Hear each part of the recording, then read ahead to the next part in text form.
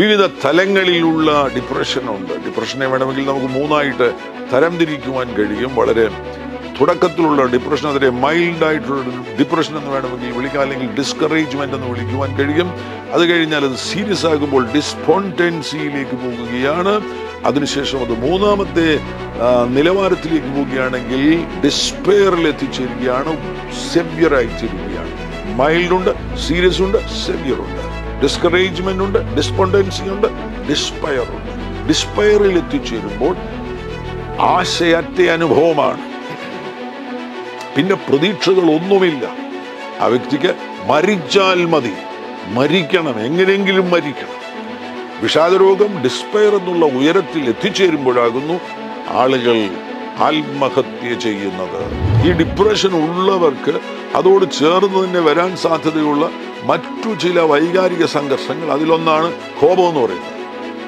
പൊതുവിൽ വിഷാദരോഗികളെല്ലാം മുൻകോപികളായിരിക്കും. മുൻകോപം വിഷാദരോഗത്തെ പുറപ്പെടുവിക്കുവാൻ സാധ്യതയുണ്ട്. വിഷാദരോഗം മുൻകോപത്തെ പുറപ്പെടുവിക്കുവാൻ സാധ്യതയുണ്ട്. രണ്ടുപേരും സഹോദരന്മാരെ പോലെ പ്രവർത്തിക്കാൻ സാധ്യതയുണ്ട്.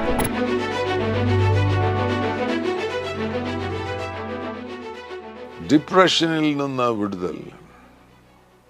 മനുഷ്യൻ അനുഭവിക്കുന്ന വിഷാദ രോഗത്തെക്കുറിച്ചുള്ള ചില ചിന്തകൾ പങ്കുവയ്ക്കുന്നു.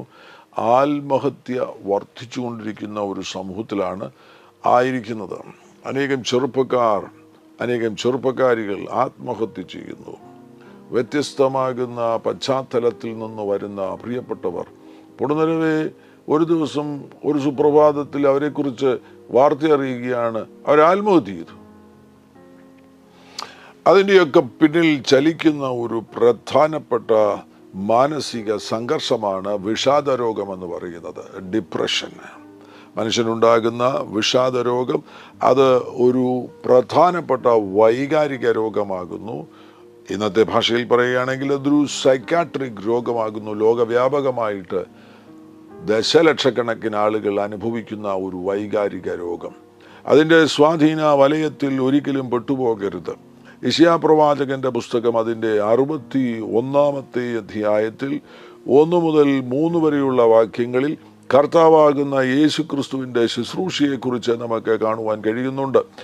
അത് യേശുക്രിസ്തുവിൻ്റെ ശുശ്രൂഷയുടെ ഒരു മാനിഫെസ്റ്റോ ആകുന്നു. യേശുവിൻ്റെ ശുശ്രൂഷയെക്കുറിച്ച് പ്രവാചകൻ വിളംബരം ചെയ്യുകയാണ്. എളിയവരോട് സദ്വർത്തമാനം ഘോഷിപ്പാൻ യഹോവ എന്നെ അഭിഷേകം ചെയ്തിരിക്കൊണ്ട്, യഹോവയായ കർത്താവിൻ്റെ ആത്മാവ് എൻ്റെ മേലിരിക്കുന്നു, ഹൃദയം തകർന്നവരെ മുറിവ് കെട്ടുവാനും, തടവുകാർക്ക് വിടുതലും ബദ്ധന്മാർക്ക് സ്വാതന്ത്ര്യവും അറിയിപ്പാനും, യഹോവയുടെ പ്രസാദവർഷവും നമ്മുടെ ദൈവത്തിൻ്റെ പ്രതികാര ദിവസവും പ്രസിദ്ധമാക്കുവാനും, ദുഃഖിതന്മാരെയൊക്കെയും ആശ്വസിപ്പിപ്പാനും, സിയോനിലെ ദുഃഖിതന്മാർക്ക് വെണ്ണീറിന് പകരം അലങ്കാരമാലയും, ദുഃഖത്തിന് പകരം ആനന്ദതൈലവും, വിഷണ്ണ മനസ്സിന് പകരം സ്തുതി എന്ന മേലാടയും കൊടുപ്പാനും. വിഷണ്ണ മനസ്സിന്, അതാണ് പ്രധാനമായിട്ടും ശ്രദ്ധിക്കേണ്ടത്. വിഷണ്ണ മനസ്സിന്, ആ വാക്യത്തിൽ പറഞ്ഞിരിക്കുന്ന വിഷണ്ണ മനസ്സിന് ഇംഗ്ലീഷിൽ സ്പിരിറ്റ് ഓഫ് ഹെവിനെസ് എന്ന് കാണുവാൻ കഴിയുന്നു. മലയാളത്തിൽ അത് കൃത്യമായിട്ട് അത് പരിഭാഷ ചെയ്യുകയാണെങ്കിൽ വേണമെങ്കിൽ ഇങ്ങനെ പറയുവാൻ കഴിയും, വിഷാദത്തിൻ്റെ ആത്മാവിന്. വിഷാദത്തിൻ്റെ പിന്നിൽ, ഡിപ്രഷൻ്റെ പിന്നിൽ ഒരു ദുരാത്മാവുണ്ട്. വിഷണ്ണ മനസ്സിനു പകരം സ്തുതി എന്ന മേലാടയും കൊടുപ്പാനും അവൻ എന്നെ അയച്ചിരിക്കുന്നു. കർത്താവാകുന്ന യേശുക്രിസ്തുവിൻ്റെ ശുശ്രൂഷയിൽ പാപികൾ രക്ഷിക്കപ്പെടും, രോഗികൾ സൗഖ്യമാകും, മനസ്സിന് രോഗമുള്ളവർ സൗഖ്യമാകും. എല്ലാ മാനസിക രോഗങ്ങളെയും സൗഖ്യമാക്കുവാൻ വേണ്ടിയുള്ള നല്ല മരുന്ന് യേശുക്രിസ്തുവിൽ നിന്ന് ലഭ്യമാകുന്നു. യേശുവിൻ്റെ അരികിലേക്ക് വരികയാണെങ്കിൽ എല്ലാ വിഷാദ രോഗത്തെയും കീഴ്പ്പെടുത്തുവാൻ കഴിയും. നമ്മുടെ ഈ സംവിധാനം നമുക്കറിയാവുന്നതുപോലെ ആത്മാവ്, പ്രാണൻ, ശരീരം, ഈ 3 ഘടകങ്ങളുണ്ട്. ശരീരം പ്രവർത്തിക്കണമെന്നുണ്ടെങ്കിൽ പ്രാണൻ സഹായിച്ചെങ്കിൽ മാത്രമേ, പ്രാണൻ സജീവമായിരുന്നെങ്കിൽ മാത്രമേ ശരീരത്തിന് പ്രവർത്തിക്കുവാൻ കഴിയുകയുള്ളൂ. പ്രാണനിൽ 3 ഘടകങ്ങളുണ്ട്: മനസ്സ്, വികാരങ്ങൾ, ഇച്ഛാശക്തി. ഈ 3 ഘടകങ്ങൾ, അതൊരു പ്രധാനപ്പെട്ട മേഖലയാണ് വികാരങ്ങൾ എന്ന് പറയുന്നത്. നമുക്കെല്ലാവർക്കും വികാരങ്ങളുണ്ട്, വ്യത്യസ്തമാകുന്ന വികാരങ്ങളുണ്ട്. സന്തോഷം ഒരു വികാരമാകുന്നു, സ്നേഹം ഒരു വികാരമാകുന്നു, ആഹ്ലാദം ഒരു വികാരമാകുന്നു, അതേപോലെ തന്നെ ദുഃഖം ഒരു വികാരമാകുന്നു, ഭയം ഒരു വികാരമാകുന്നു. അങ്ങനെ തുടങ്ങി അനവധിയാകുന്ന വികാരങ്ങൾ നമ്മുടെ വികാര കേന്ദ്രത്തിലുണ്ട്. ആ വികാര കേന്ദ്രത്തിൽ ദൈവം ആഗ്രഹിക്കുന്നത് സന്തോഷം തലപ്പത്തിരിക്കണമെന്നാണ്. എല്ലാ വികാരങ്ങളുടെയും തലപ്പത്ത് സന്തോഷം ഇരിക്കണം. മാസ്റ്റർ ഇമോഷൻ ജോയ് ആയിരിക്കണം. ആ സന്തോഷത്തിൻ്റെ കീഴിലായിരിക്കണം മറ്റെല്ലാ വികാരങ്ങളും. മനുഷ്യൻ്റെ വീഴ്ചയോടുകൂടെ തിന്മ നിറഞ്ഞ വികാരങ്ങളും മനുഷ്യനിൽ പ്രവേശിക്കുകയുണ്ടായി. അതിൽ ചിലതാണ് ദുഃഖം, ഭയം, അങ്ങനെ തുടങ്ങിയ വികാരങ്ങൾ. എന്നാൽ ഇന്ന് ഈ ഭൂമിയിൽ നമ്മൾ ജീവിക്കുമ്പോൾ നമ്മുടെ ഈ സംവിധാനത്തിൻ്റെ നിലനിൽപ്പിന് വേണ്ടി നമുക്ക് ഹെൽത്തി സാഡ്നെസ് ആവശ്യമാണ്. ആരോഗ്യപരമാകുന്ന ദുഃഖം ആവശ്യമാണ്. അതില്ലാതെ നമുക്ക് ജീവിക്കാൻ കഴിയത്തില്ല. ആരോഗ്യപരമാകുന്ന ദുഃഖം വരുമ്പോഴാകുന്നു, സങ്കടപ്പെടുത്തുന്ന കാര്യങ്ങൾ സംഭവിക്കുമ്പോൾ നമുക്ക് ദുഃഖമുണ്ടാകുന്നു. അതിൻ്റെ പരിണതഫലമായിട്ട് നമ്മൾ കരയുന്നു. കണ്ണുനീരിലൂടെ ആ ദുഃഖം വാർന്നു പോകും.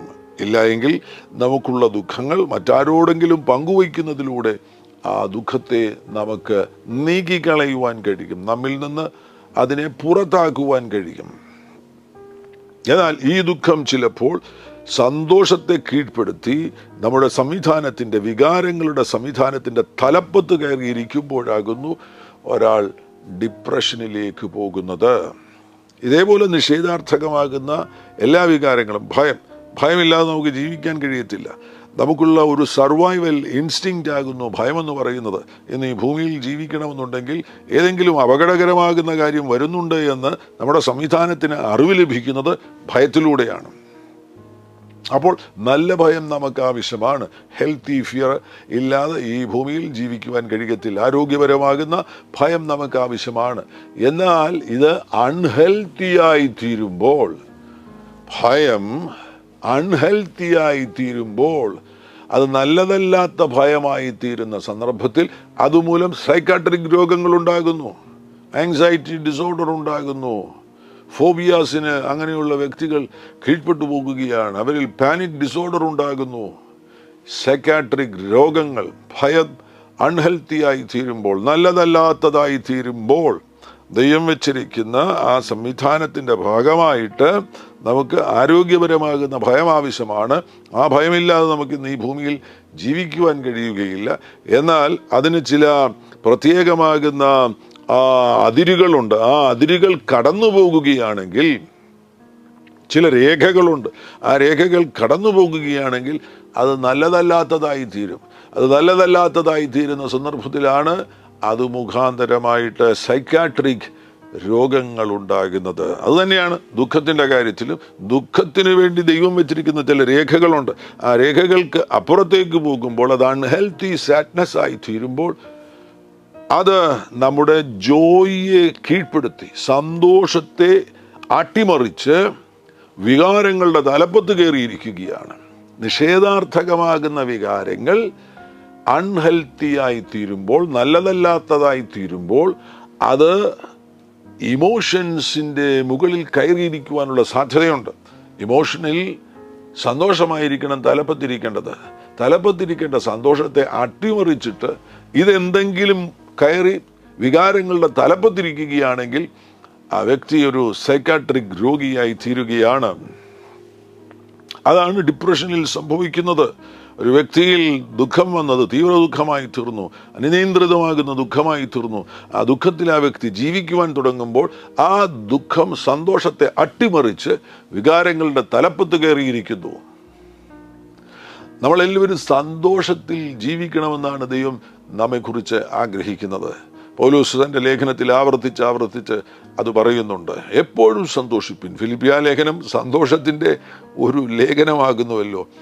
ആ ലേഖനത്തിൽ ആവർത്തിച്ച് പൗലോസ് പറയുന്നുണ്ട്, എപ്പോഴും സന്തോഷിപ്പിൻ, കർത്താവിൽ എപ്പോഴും സന്തോഷിപ്പിൻ എന്ന് ഞാൻ പിന്നെയും നിങ്ങളോട് പറയുന്നു. എപ്പോഴും സന്തോഷിക്കണം. തെസ്സലോനിക്ക ലേഖനത്തിലും പൗലോസ് പറയുന്നുണ്ട്, എപ്പോഴും സന്തോഷിപ്പിൻ, ഇടവിടാതെ പ്രാർത്ഥിപ്പിൻ, എല്ലാറ്റിനും സ്തോത്രം ചെയ്യുവീൻ, എപ്പോഴും സന്തോഷിപ്പിൻ. റിജോയ്സ് ഓൾവേസ് എന്നാണ് വചനത്തിൽ കാണുവാൻ കഴിയുന്നത്. എപ്പോഴും സന്തോഷിക്കുക. അങ്ങനെ ഒരു സംവിധാനമാണ് ദൈവം നമുക്ക് നൽകി തന്നിരിക്കുന്നത്. അതുകൊണ്ട് തന്നെ കുഞ്ഞുങ്ങൾ ജനിച്ചു കഴിഞ്ഞാൽ 8 ആഴ്ച കഴിയുമ്പോൾ തുടങ്ങി അതിൻ്റെ സന്തോഷ സംവിധാനം അതിൻ്റെ സംവിധാനത്തിൽ പ്രത്യേകിച്ചും തലച്ചോറുമായുള്ള ബന്ധത്തിൽ, ശരീര സംവിധാനത്തിൽ സജീവമാകുവാൻ തുടങ്ങും. അമ്മമാർക്കറിയാം, 8 ആഴ്ച കഴിയുമ്പോൾ കുഞ്ഞുങ്ങൾ മെല്ലെ ചിരിക്കുവാൻ തുടങ്ങും. അങ്ങനെ അത് 1 വർഷത്തോളം എടുക്കും ആ സന്തോഷ സംവിധാനം വളർച്ച പ്രാപിക്കുവാനും ആരോഗ്യമുള്ളതായി തീരുവാനും വേണ്ടി. അത് ആരംഭിക്കുന്നത് റിലേഷൻഷിപ്പിലൂടെയാണ്. അടുത്തു വരുന്ന വ്യക്തി, 8 ആഴ്ചയായിരിക്കുന്ന കുഞ്ഞിന് അടുത്തു വരുന്ന വ്യക്തി അമ്മയാണ് എന്നൊന്നും അറിയത്തില്ല. ആ വ്യക്തിയോടുള്ള അടുപ്പം, ഈ കുട്ടിക്ക് ബന്ധത്തിലൂടെ ലഭിക്കുന്ന അടുപ്പം, റിലേഷൻഷിപ്പിലൂടെ ലഭിക്കുന്ന ആ അടുപ്പം മുഖാന്തരമായിട്ട് ഈ കുട്ടിയിൽ സന്തോഷമുണ്ടാകും. ആ വ്യക്തി വീണ്ടും അടുക്കളയിൽ നിന്ന് വരുന്ന സന്ദർഭത്തിൽ, അമ്മ അടുക്കളയിൽ നിന്ന് വരുന്ന സന്ദർഭത്തിൽ കുട്ടിക്ക് അമ്മയെ കാണുമ്പോൾ സന്തോഷമുണ്ടാകും. അങ്ങനെ ആവർത്തിച്ച് ആ സന്തോഷ സംവിധാനം വികസിക്കുവാൻ തുടങ്ങുകയാണ്. 1 വർഷത്തോളം എത്തുമ്പോൾ ആ സന്തോഷ സംവിധാനം, ആ വികാരങ്ങളുടെ തലപ്പത്ത് സന്തോഷ സംവിധാനം വളർച്ചയിൽ എത്തിച്ചേരുന്നു. അവിടെ 1 വർഷം കഴിയുമ്പോൾ ഈ കുട്ടിയിൽ ഈ സന്തോഷ സംവിധാനത്തിൻ്റെ പ്രവർത്തനത്തിൻ്റെ ഭാഗമായിട്ട് ഈ കുട്ടിയിൽ ഉണ്ടാകുന്ന മറ്റൊരു കാര്യമാണ് സന്തോഷത്തിലേക്ക് മടങ്ങി വരിക. എപ്പോഴൊക്കെ അൺപ്ലസൻ്റ് ആയിട്ടുള്ള വികാരങ്ങൾ ഈ കുട്ടിയിൽ ഉണ്ടാകുമോ, കോപമുണ്ടാകുന്ന സമയമുണ്ട്, ദുഃഖമുണ്ടാകുന്ന സമയമുണ്ട്, ഭയമുണ്ടാകുന്ന സമയമുണ്ട്, അങ്ങനെയുള്ള ഇഷ്ടമല്ലാത്ത, നല്ലതല്ലാത്ത വികാരങ്ങൾ ഈ കുട്ടിയിൽ ഉളവാകുന്ന സന്ദർഭത്തിൽ അവിടെ തന്നെ തുടരേണ്ട കാര്യമില്ല. ദുഃഖത്തിൽ തുടരേണ്ട കാര്യമില്ല, ഭയത്തിൽ തുടരേണ്ട കാര്യമില്ല, കോപത്തിൽ തുടരേണ്ട കാര്യമില്ല. ഈ കുട്ടിയുടെ സംവിധാനത്തിൽ ദൈവം തന്നെ ഒരു പ്രത്യേകമാകുന്ന അനുഗ്രഹത്തെ വെച്ചിരിക്കുകയാണ്. എല്ലാ അൺപ്ലസന്റ് ഇമോഷനിലും പോയതിന് ശേഷമായിട്ട് അവിടെ നിന്ന് തിരിച്ച് കുട്ടിക്ക് എവിടേക്ക് വരുവാൻ കഴിയും? സന്തോഷത്തിലേക്ക് മടങ്ങി വരുവാൻ കഴിയും. അതിനാണ് റിട്ടേണിങ് ടു ജോയ് എന്ന് പറയുന്നത്. റിട്ടേൺ ടു ജോയ്, സന്തോഷത്തിലേക്ക് മടങ്ങി വരിക. നമ്മിലെല്ലാവരിലും ഉള്ള ഒരു സംവിധാനമാണത്. നമുക്ക് ചിലപ്പോൾ കോപം വന്നിരിക്കും, ചിലപ്പോൾ ചില കാര്യങ്ങൾ കാണുമ്പോൾ നമ്മൾ ഭയപ്പെടും, നമുക്ക് ചില കാര്യങ്ങൾ കാണുമ്പോൾ സങ്കടമുണ്ടാകും, ദുഃഖമുണ്ടാകും. എന്നാൽ അതിൽ തന്നെ തുടരേണ്ട കാര്യമില്ല. നമ്മുടെ സംവിധാനത്തിൽ ദൈവം വെച്ചിരിക്കുന്ന ഒരു പ്രധാനപ്പെട്ട കാര്യമാണ് തലച്ചോറിൽ തന്നെ റിട്ടേൺ ടു ജോയ്. നിങ്ങൾക്ക് വീണ്ടും സന്തോഷത്തിലേക്ക് മടങ്ങി വരുവാൻ കഴിയും. കുട്ടികളിൽ ഇത് ശ്രദ്ധിച്ചാൽ മതി. കരയും, വല്ലാതെ കരയും, കുഞ്ഞുങ്ങൾ കരയും. കരഞ്ഞതിന് ശേഷം അല്പം കഴിയുമ്പോൾ, ചില നിമിഷങ്ങൾ കഴിയുമ്പോൾ അമ്മയെ കാണുമ്പോൾ പിന്നെയും ചിരിക്കും. എന്താണ് സംഭവിക്കുന്നത്? റിട്ടേൺ ടു ജോയ്, സന്തോഷത്തിലേക്ക് കുഞ്ഞ് മടങ്ങി വരികയാണ്. ഒരാൾ ഡിപ്രഷനിലേക്ക് പോകുമ്പോൾ ആ വ്യക്തിയിൽ സംഭവിക്കുന്നത് ഈ ഒരു പ്രവർത്തനം ഇല്ലാതെയായി തീരുന്നു. സന്തോഷത്തിലേക്ക് മടങ്ങി വരുവാൻ വേണ്ടിയുള്ള ആ സംവിധാനം അവിടെ നിശ്ചലമായി തീരുകയാണ്, സസ്പെൻഡഡ് ആയി തീരുകയാണ്. ദുഃഖത്തിലേക്ക് പോയി, പിന്നെ ദുഃഖത്തിൽ നിന്നും മടങ്ങി വരുന്നില്ല, ദുഃഖത്തിൽ തന്നെ തുടരുകയാണ്. അത് തീവ്ര ദുഃഖമായി, ഡിപ്രഷനായി, അത് വിഷാദ രോഗമായിട്ട് ആ വ്യക്തി പിന്നെ സന്തോഷത്തിലേക്ക് മടങ്ങി വരുവാൻ കഴിയാതെ വരുന്നു. സന്തോഷമെന്ന് പറയുന്നത് ജീവന്റെ അടയാളമാണ്. Joy is symptom of life. സന്തോഷം ജീവന്റെ അടയാളമാകുന്നതിനാൽ നമ്മൾ സന്തോഷത്തിലാണ് ജീവിക്കേണ്ടത്. ഇടയ്ക്ക് നമുക്ക് ദുഃഖം വരും, ഇടയ്ക്ക് നമുക്ക് കോപം വരും, ഇടയ്ക്ക് ചിലപ്പോൾ ഭയം വരുവാനുള്ള സാധ്യതയുണ്ട്. നിഷേധാർത്ഥകമാകുന്ന അത്തരത്തിലുള്ള വികാരങ്ങൾ വരുവാനുള്ള സാധ്യതയുണ്ട്. എന്നാൽ അതിൽ തുടരേണ്ട കാര്യമില്ല, അതിൽ ജീവിക്കേണ്ട കാര്യമില്ല. എന്നും ഭയത്തിൽ നിങ്ങൾ ജീവിക്കുകയാണെങ്കിൽ നിങ്ങൾ സൈക്കാട്രിക് രോഗിയായി തീരും. എന്നും നിങ്ങൾ ദുഃഖത്തിൽ ജീവിക്കുകയാണെങ്കിൽ നിങ്ങൾ സൈക്കാട്രിക് രോഗിയായിത്തീരും, നിങ്ങൾ വിഷാദ രോഗമുള്ള വ്യക്തിയായിത്തീരും. അതിൽ നിന്ന് തനിയെ മടങ്ങി വരുവാൻ വേണ്ടി നമ്മുടെ തലച്ചോറിൽ തന്നെ ദൈവം സംവിധാനം വെച്ചിട്ടുണ്ട്. റിട്ടേൺ ടു ജോയ്, സന്തോഷത്തിലേക്ക് മടങ്ങി വരിക എന്നുള്ള സംവിധാനം വെച്ചിട്ടുണ്ട്. ഇത് ചിലരിൽ നിശ്ചലമായി തീരും, പ്രവർത്തനരഹിതമായി തീരും. ഒരിക്കൽ അവർ ദുഃഖത്തിലേക്ക് പോയി, പിന്നീട് അവർ സന്തോഷത്തിലേക്ക് മടങ്ങി വരുന്നില്ല. പരിശോധിച്ചു നോക്കുക. ഈ ശബ്ദം കേൾക്കുന്ന ആരെങ്കിലും അതേപോലെ വിഷാദരോഗത്തിലേക്ക് പോയിരിക്കുന്നു, തിരികെ സന്തോഷത്തിലേക്ക് മടങ്ങി വരുവാൻ കഴിയാതിരിക്കുകയാണ് എങ്കിൽ കർത്താവ് ഈ ശുശ്രൂഷയുടെ നടുവിൽ തന്നെ, ഈ വചനം നിങ്ങൾ കേട്ടുകൊണ്ടിരിക്കുമ്പോൾ തന്നെ അത്ഭുത സൗഖ്യത്തെ നൽകി തരുവാൻ പോകുന്നു. വിവിധ തലങ്ങളിലുള്ള ഡിപ്രഷൻ ഉണ്ട്. ഡിപ്രഷനെ വേണമെങ്കിൽ നമുക്ക് 3 ആയിട്ട് തരംതിരിക്കുവാൻ കഴിയും. വളരെ തുടക്കത്തിലുള്ള ഡിപ്രഷൻ അതിനെ മൈൽഡായിട്ടുള്ള ഡിപ്രഷൻ എന്ന് വേണമെങ്കിൽ വിളിക്കാം, അല്ലെങ്കിൽ ഡിസ്കറേജ്മെൻ്റ് എന്ന് വിളിക്കുവാൻ കഴിയും. അത് കഴിഞ്ഞാൽ അത് സീരിയസ് ആകുമ്പോൾ ഡിസ്പോണ്ടൻസിയിലേക്ക് പോകുകയാണ്. അതിനുശേഷം അത് മൂന്നാമത്തെ നിലവാരത്തിലേക്ക് പോവുകയാണെങ്കിൽ ഡിസ്പെയറിൽ എത്തിച്ചേരുകയാണ്, സെവ്യറായിത്തീരുകയാണ്. മൈൽഡുണ്ട്, സീരിയസ് ഉണ്ട്, സെവ്യർ ഉണ്ട്, ഡിസ്കറേജ്മെൻ്റ് ഉണ്ട്, ഡിസ്പോണ്ടൻസി ഉണ്ട്, ഡിസ്പയർ ഉണ്ട്. ഡിസ്പയറിൽ എത്തിച്ചേരുമ്പോൾ ആശയറ്റ അനുഭവമാണ്, പിന്നെ പ്രതീക്ഷകളൊന്നുമില്ല. ആ വ്യക്തിക്ക് മരിച്ചാൽ മതി, മരിക്കണം, എങ്ങനെയെങ്കിലും മരിക്കണം. ഡിസ്പെയറിൽ എത്തിച്ചേരുന്ന സന്ദർഭത്തിലാണ്, ആ ഒരു ഉയരത്തിൽ, വിഷാദരോഗം ഡിസ്പെയർ എന്നുള്ള ഉയരത്തിൽ എത്തിച്ചേരുമ്പോഴാകുന്നു ആളുകൾ ആത്മഹത്യ ചെയ്യുന്നത്. പരിശോധിച്ച് നോക്കുക. ഡിസ്കറേജ്മെൻറ്റിനെ വളരെ പെട്ടെന്ന് തന്നെ നമുക്ക്, ആ മൈൽഡായിട്ടുള്ള ഡിപ്രഷനെ വളരെ പെട്ടെന്ന് തന്നെ നമുക്ക് ഒരടയാളം പരിശോധിക്കുന്നതിലൂടെ കണ്ടെത്തുവാൻ കഴിയും. നിങ്ങൾ കൂടെ ചിന്തിച്ചിരുന്നതിന് ശേഷം ഇങ്ങനെ ദീർഘശ്വാസം എടുക്കുന്ന വ്യക്തികളാകുന്നുവോ, അത് നിങ്ങളിൽ മൈൽഡായിട്ടുള്ള ഡിപ്രഷൻ ഉണ്ട് എന്നതിൻ്റെ അടയാളമാകുന്നു. ആ ചിന്തകളെ അപ്പോൾ തന്നെ ശ്രദ്ധിച്ചു നോക്കണം. ആ ചിന്തകൾ നിഷേധാർത്ഥകമായിരിക്കും. നിങ്ങൾക്കുണ്ടായ പരാജയങ്ങളെക്കുറിച്ച്, നിങ്ങൾക്കുണ്ടായ തകർച്ചകളെക്കുറിച്ചൊക്കെയുള്ള ചിന്തകളായിരിക്കും. ആ ചിന്തകൾക്ക് ശേഷമാണ് നിങ്ങൾ ഇങ്ങനെ ദീർഘശ്വാസം എടുക്കുന്നത്.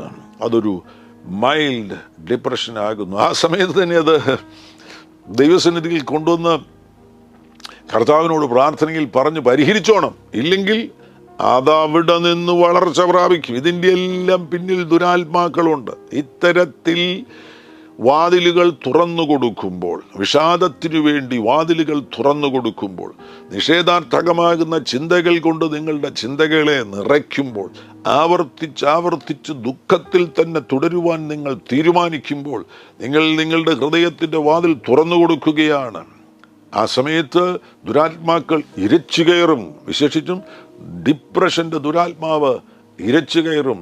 ഒരു കാര്യം നിങ്ങൾ മനസ്സിലാക്കുക, ദുരാത്മാക്കൾ പ്രവർത്തിക്കുന്നത് സംഘം ചേർന്നാണ് പ്രവർത്തിക്കുന്നത്, തനിയല്ല പ്രവർത്തിക്കുന്നത്. ഒരു ഹെഡ് ഡീമൺ, തലവനാകുന്ന ഒരുവൻ കയറുകയാണെങ്കിൽ അവനൊപ്പം തന്നെ അവനെ സഹായിക്കുവാൻ വേണ്ടി അസോസിയേറ്റ്സ് വരും. അവരെല്ലാം ചേർന്ന്, സംഘം ചേർന്നാണ് പ്രവർത്തിക്കുന്നത്. ഒരിക്കലും വാതിൽ തുറന്നു കൊടുക്കരുത്. ആരംഭത്തിൽ തന്നെ മൈൽഡായിട്ടുള്ള ഡിപ്രഷൻ വരുമ്പോൾ തന്നെ അതിനെ കണ്ടെത്തി തിരിച്ചറിഞ്ഞ യേശുവിൻ നാമത്തിൽ കീഴ്പ്പെടുത്തണം. മനസ്സിനെ സൗഖ്യമാക്കണം, ചിന്തകളെ സൗഖ്യമാക്കണം. ഡിപ്രഷൻ്റെ ചില അടയാളങ്ങൾ പറയുകയാണ് എങ്കിൽ, ഒരു കാര്യത്തിൽ ഒരു സന്തോഷമില്ല. എപ്പോഴും ഏതൊക്കെ കാര്യം, സന്തോഷമുള്ള കാര്യങ്ങൾ വന്നാലും സന്തോഷിക്കുവാൻ കഴിയുന്നില്ല. മറ്റൊന്ന്, നിരന്തരം മുഖത്ത് നോക്കിയാൽ ദുഃഖിച്ചിരിക്കുകയാണ്. ഒരു സാഡ്നെസ് എപ്പോഴും മുഖത്ത്. ഒന്ന് ചിരിക്കാനോ, ഒന്ന് കളി പറയാനോ, തമാശ പറയാനോ ഒന്നും കഴിയുന്നില്ല. എപ്പോഴും ഒരു സാഡ്നെസ്സിൽ, ദുഃഖം കൊണ്ട് നിറഞ്ഞിരിക്കുന്ന ഒരവസ്ഥയിലായിരിക്കുന്നു. മറ്റൊന്ന്, ചിന്തകൾ. പൊതുവിൽ 99% ചിന്തകളും ഇതാ നിഷേധാർത്ഥകമായി തീർന്നിരിക്കുന്നു. പരിശോധിച്ചു നോക്കുക. ചിന്തകൾ നിഷേധാർത്ഥകമായി തീർന്നിരിക്കുന്നുവോ? അങ്ങനെയെങ്കിൽ വളരെ ആഴത്തിലൊരു പരിശോധന നടത്തുക. ഡിപ്രഷനകത്ത് കയറിയിട്ടുണ്ടോ? ആ ദുരാത്മാവകത്ത് കയറിയിട്ടുണ്ടോ?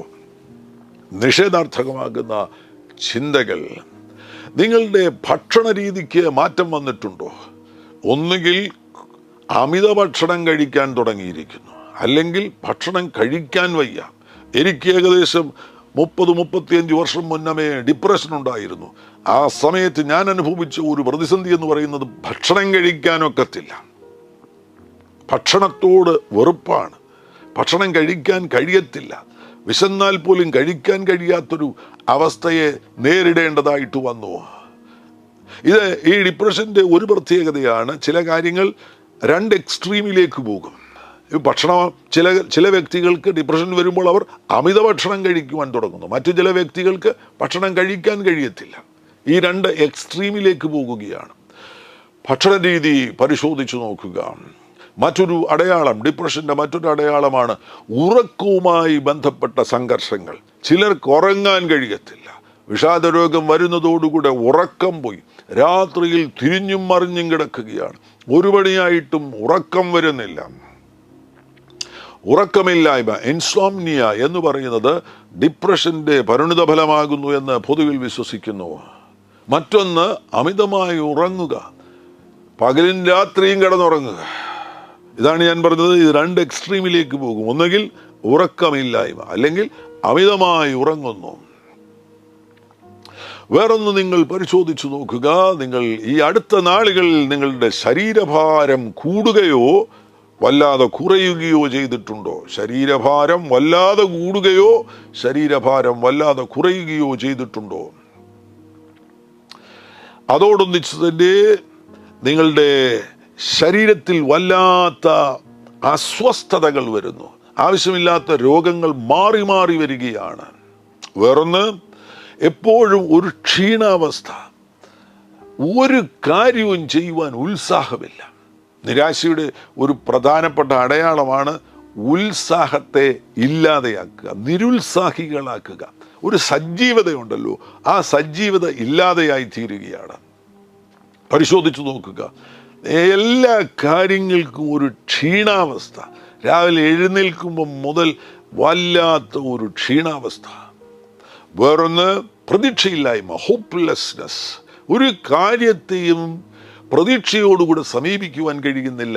പ്രതീക്ഷ അറ്റുപോകുന്നു, കാര്യങ്ങളൊന്നും നടക്കുകയില്ല, എല്ലാം തകരുവാൻ പോകുന്നു. അങ്ങനെ പ്രതീക്ഷയില്ലാത്ത ഒരു അവസ്ഥ വരുന്നു.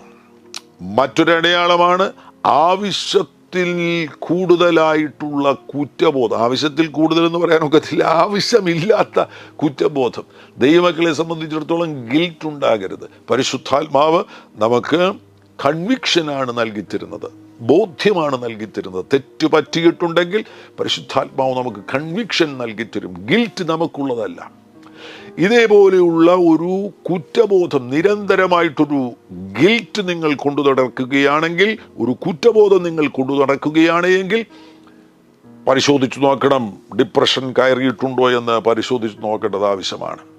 വേറൊന്ന്, മരിക്കുവാനുള്ള ഒരാഗ്രഹം ഉള്ളിൽ കയറി വരുന്നു. ജീവിക്കുവാനുള്ള ആഗ്രഹമില്ല. ദൈവമക്കളാകുന്നത് കൊണ്ട് ആത്മഹത്യ ചെയ്യാൻ വേണ്ടി ചിന്തിക്കത്തില്ല. ഏലിയാവിനെ പോലെ പ്രാർത്ഥിക്കും, എന്നെ അങ്ങ് എടുത്തോണമേ. അങ്ങനെ പ്രാർത്ഥിക്കുന്നവരുണ്ടോ? മരിക്കാനുള്ള ആഗ്രഹം, അത് നിരാശയുടെ പരിണതഫലമായി സംഭവിക്കുന്ന കാര്യമാകുന്നു. സൂയിസൈഡൽ തോട്ട്സ്, ഉറപ്പായിട്ടും ആത്മഹത്യാ ചിന്തകൾ. ചിലരിൽ ആത്മഹത്യാ ചിന്തകൾ ഉണ്ടാകുന്നു. ഭയങ്കര സമ്മർദ്ദമാണ്. ആ ഡിസ്പെയർ ലെവലിലേക്ക് പോകുകയാണെങ്കിൽ, മൂന്നാം നിലവാരത്തിലേക്ക്, നിരാശയുടെ മൂന്നാം നിലവാരത്തിലേക്ക് പോകുകയാണെങ്കിൽ ഘോരമായിരിക്കുന്ന സമ്മർദ്ദമായിരിക്കും. മരിക്കണം, മരിക്കണം, ആത്മഹത്യ ചെയ്യണം, ആത്മഹത്യ ചെയ്യണം എന്നുള്ള ചിന്ത.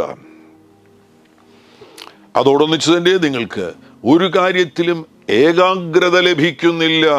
പ്രാർത്ഥിക്കാനിരിക്കുമ്പോൾ ഏകാഗ്രത ലഭിക്കുന്നില്ല. ബൈബിൾ വായിക്കാനിരിക്കുമ്പോൾ ബൈബിൾ വായിക്കാൻ കഴിയത്തില്ല. വിഷാദ രോഗികൾ അത് ഒരു രണ്ടാം നിലവാരത്തിൽ എത്തിക്കഴിഞ്ഞാൽ പിന്നെ ബൈബിൾ വായിക്കാൻ കഴിയത്തില്ല, പുസ്തകം വായിക്കാൻ കഴിയത്തില്ല. ഒരു കാര്യവും ഏകാഗ്രതയോടുകൂടെ ചെയ്യുവാൻ കഴിയാത്തൊരു നിലവാരത്തിലേക്കായിരിക്കുന്നുവെങ്കിൽ, ഇപ്പോൾ ഈ പറഞ്ഞിരിക്കുന്ന ഈ അടയാളങ്ങളിൽ ചിലതൊക്കെ ഒരു 3 അടയാളത്തിൽ കൂടുതലുണ്ടെങ്കിൽ നന്നായിട്ടൊന്ന് പരിശോധിക്കണം.